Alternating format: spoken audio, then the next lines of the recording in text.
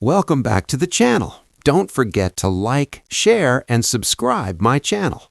Today, we're exploring how to create a business email campaign image using Super Zoom in Photoshop. I open Photoshop and design an email-safe canvas. I place the image and pause. Emails need clarity instantly.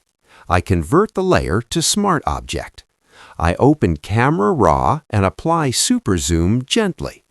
I reduce noise and smooth transitions. I zoom into important areas. I protect text zones with masking. I slightly lower zoom because simplicity works best in business emails. I zoom out and imagine this email opening. Clean, focused.